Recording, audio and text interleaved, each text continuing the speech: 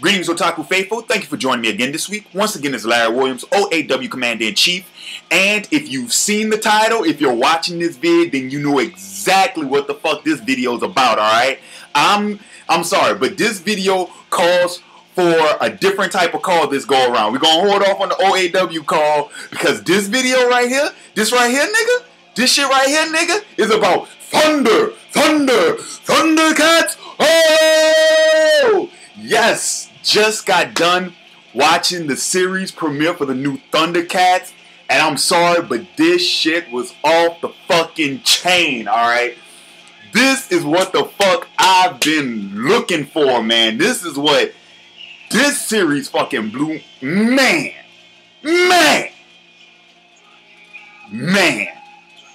So, pretty much in this video, I'm just gonna go ahead and discuss the series premiere of the new ThunderCats animated series, and yeah, so let's get on with it. Okay, so first and foremost, one thing I want to say is that I am really glad that they decided to reboot ThunderCats. Now, if any of you guys have seen any of my past videos, you know, especially my Hollywood rant, where I talked about, you know, the whole thing about reboots and remakes. Now, granted, for the most part, I'm against reboots and remakes. But for animated cartoons, that's different. Especially for an old school cartoon like ThunderCats. I'm sorry. We needed this fucking series. We needed a new fucking ThunderCats for two reasons. Number one, so that ThunderCats can remain relevant. And number two, to use as an entry point for all of the younger, newer generation who don't know shit about the older series. What I'm hoping, because this is what I'm going to do when this season wraps up, okay? Because I'm going to go back and watch the old ThunderCats, and I hope that a lot of the younger cats will do the exact same, because I did the same thing. If any of you guys remember the He-Man series that came back in like the early 2000s, I did the same thing with that. That was my introduction into He-Man and the Masters of the Universe. I didn't know shit about that series before I saw the new one.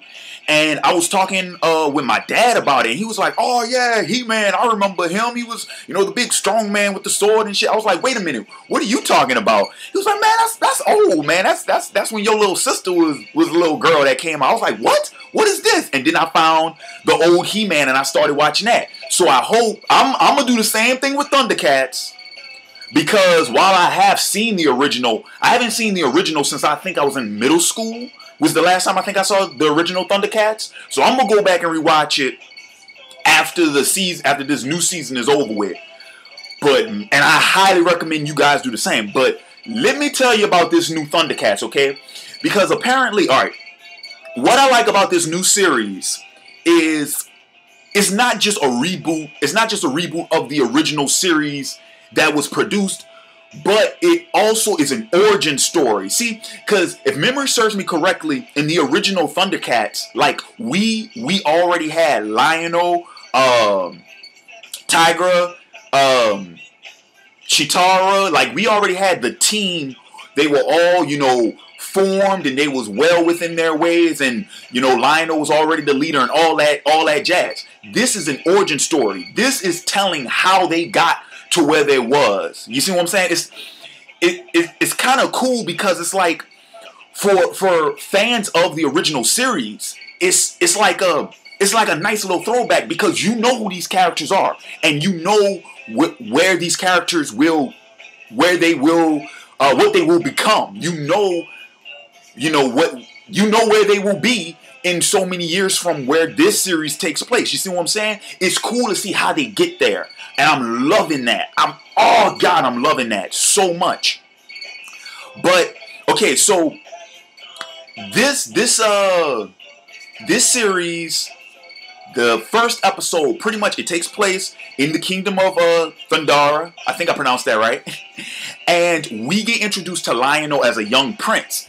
And of course, you know, his father, Cloudus, who I don't remember Cloudus being in the original ThunderCats. Like, I don't remember him at all. But a nice little throwback was that they had the original Lion-O from the original ThunderCats. That voice actor loaned his voice to Cloudus in this episode, in the series premiere, and I love that shit. That was a great little throwback, man. But so pretty much, not to give too much away, but it's pretty much the first episode is we get introduced to all of the characters. You know, they're all young. All of them are like shit. I really wish I could remember the kid's name, but like the two little kids, you know, they're like damn near toddlers, you know. And like I said, Lion-O, Tigra, Chitara, they're all very, you know, young men and women, or young cats, if you will. And pretty much the conflict in the first half of the season premiere, because it was an hour. It was like 2 parts. The first half was about Lion-O, you know, accepting the responsibility of being the young prince, you know, acting like, hey, you know, you are a prince, you will ascend to the throne one day. And Lion-O actually receives the Sword of Omens in this episode, but his father, you know, he thinks, you know, oh, you don't take it seriously enough. So, you know, you can't wield the power of the sword quite yet. You know, it's like the sword, he tells him, he says, the sword is ready, but you aren't. And then the second half is the actual siege on Thundara, like the actual siege on the palace. And the episode leaves off with Lion-O and crew. They are forced to leave their home to search for the Book of Omens, because right now that is their best ticket to defeating Mumm-Ra, who is the primary villain in the series, a new resurrected threat, if you will. And you know, they were able to, you know, ward him off in this episode and escape, but they will need the Book of Omens later on to, you know, rid the realm of him entirely. So I hope that was a good enough summary, because I don't want to give away everything that happened in this episode. Like, you guys have got to fucking check this shit out. This motherfucker blew me away. So, okay, so with the time I have left, let's get into the little critique. First thing I want to address is, now granted, this series does take a new artistic style. It has a more anime type style, and is really obvious. Matter of fact, anime studio, I think it's Studio 4C, is the one who did the animation for this series. Flawless fucking animation. Listen to me when I say flawless. I mean, I'm not just talking about the character designs were really well done. The fucking animation, I'm curious, what did they render at? Or is this 24 or 30 frames per second? Because it's so smooth. The animation is so smooth, and I loved it. And I think they used a little bit CGI in this, because I think like the mechs that are in this series, or in this episode, I think were CG. But like I said, the animation was flawless. It moves like it's smoother than butter. It just flows so nicely, and I love the shit out. I mean, God, woo! It was good. It was good.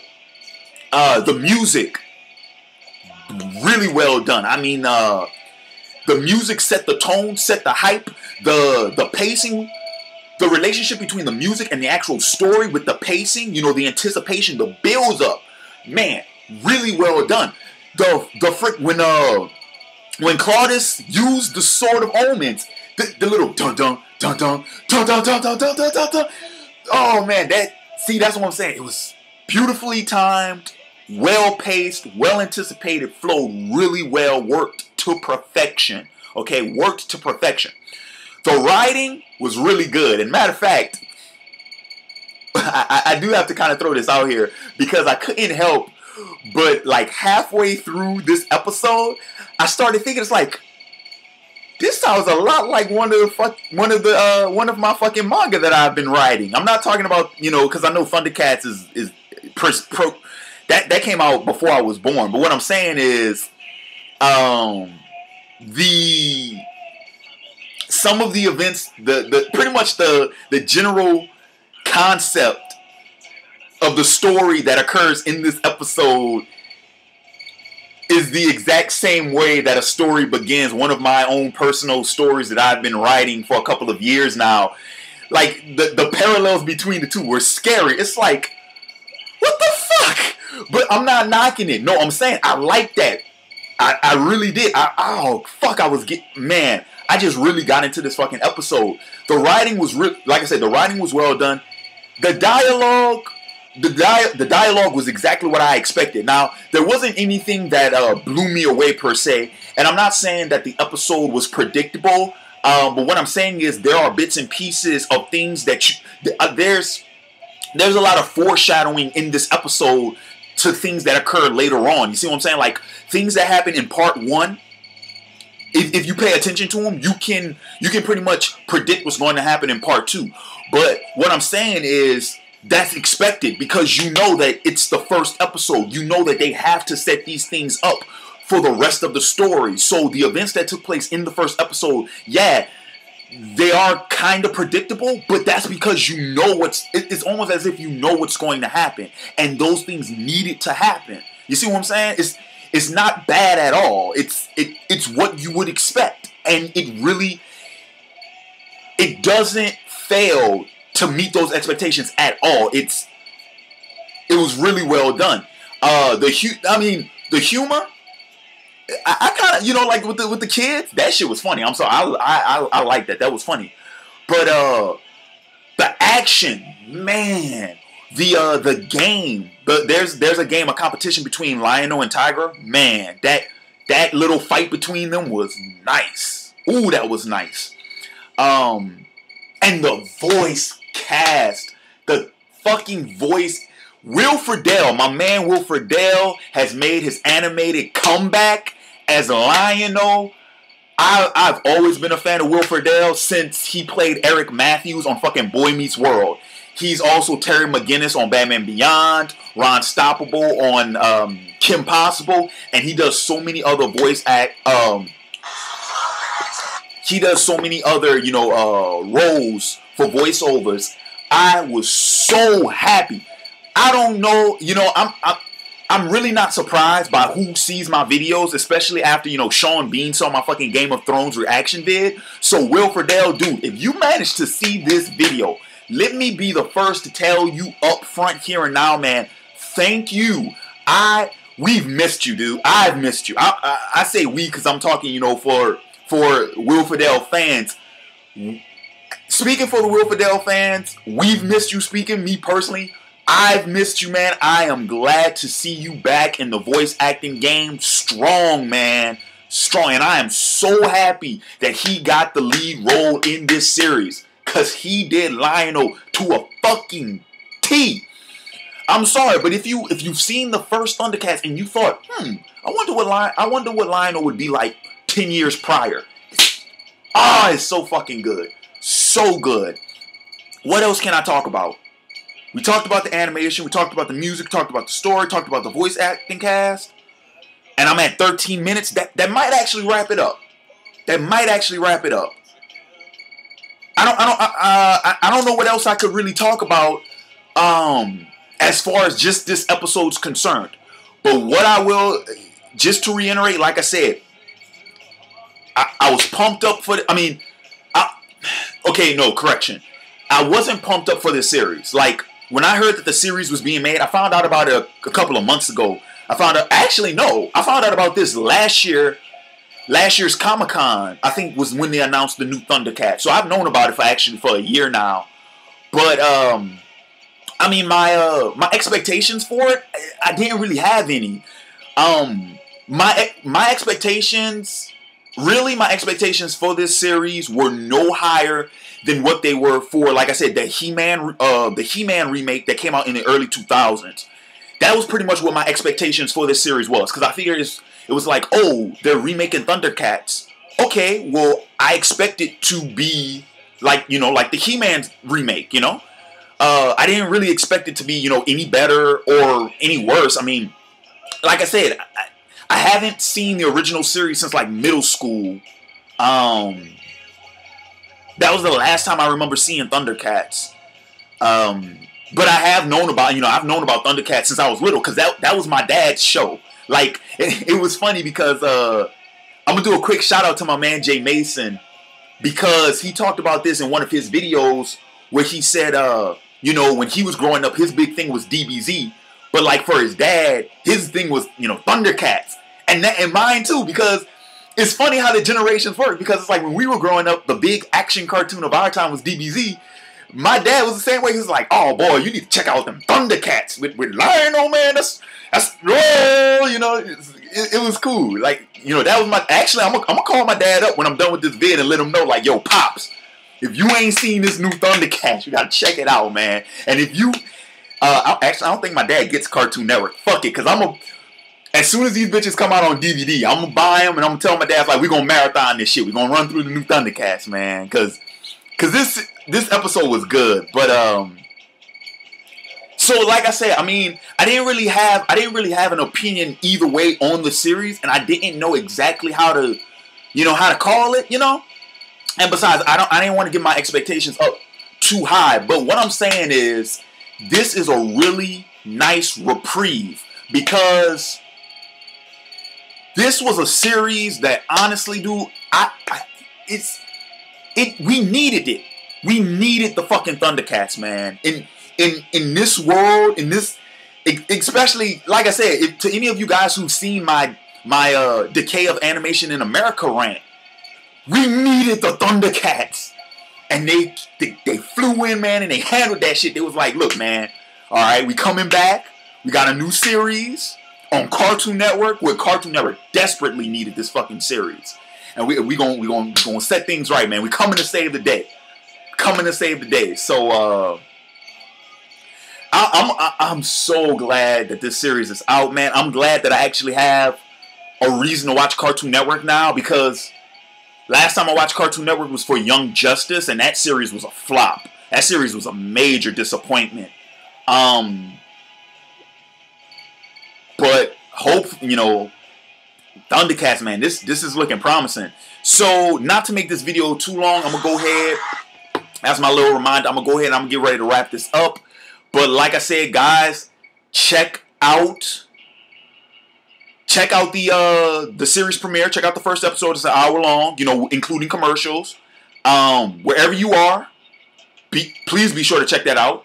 It's really good. Also, if you wanna know when it's coming out weekly, Friday nights at 7:30 p.m. Central Standard Time. So that would be 8:30 on the East Coast. Wow, I did not expect this song to come on. So I'm gonna hurry up and wrap this up so I can catch this song. But anyway, 8:30 Eastern, 7:30 Central. I guess that would be 6:30 Mountain and 5:30 Western Pacific time. Guys, check the series out. I'm sorry, I just love this fucking song. But other than that, later this weekend, Favorite Hero, Favorite Villains is coming out tomorrow, because you guys voted for it weekly, so that's going to be weekly. And then Sunday is going to be my manga of the month for July, which is going to be Veritas, and my anime of the month for July is going to be Claymore. It was supposed to be Soul Eater, but I was like, fuck that. We're doing Claymore. So I'm going to go ahead, I'm going to wrap this up. Also, guys, in the comments below, because I hadn't planned to do this, but just let me know. Would you guys like to see weekly ThunderCat reviews? I'm just throwing that out there, because I wouldn't mind doing them. So, guys, let me know in the comments below. If so, hold on. If you do want weekly ThunderCats reviews, it will have to take place of the weekly movie reviews. I'm just throwing that out there, because I can't do like 5 or 6 videos a week. So something's gonna have to give. Weekly ThunderCats or weekly movie reviews. And this will probably just be for the month of August, because in September my fall schedule starts up, and I'm gonna have to, look at, redo the whole, look at the schedule again. So guys, like I said, vote below if you want weekly ThunderCats reviews. And until then, I want to catch the end of this song. This is Larry Williams, OAW Commander-in-Chief. I'm signing off, and I'll leave you guys with another Thunder.